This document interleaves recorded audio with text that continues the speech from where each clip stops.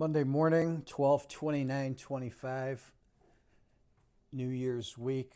Notice how the Astro Excel blue line and green line are sideways and flat inside the 10 lines from Sunday evening all the way until we get into Wednesday here, New Year's Eve, where the green line takes a break down, bottoms out here about minus 15 area, and then we'll be trudging up through New Year's Day all the way to the end of the session on Friday, January 2nd, until it turns down.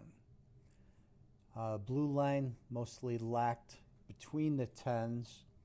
We get one big break here on New Year's Eve at 1300, probably at the time the market's going to close. New Year's Day, we've got this 2 a.m. spike low and a couple of tops, 8 and 1800.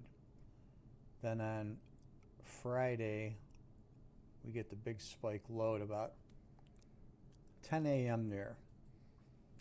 And then big blue line spike on Saturday at about 4 a.m. for other open markets.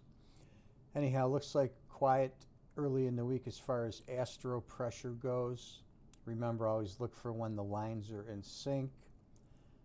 The pattern of the price action will usually trace along with the green or the blue line, and sometimes we'll invert to it.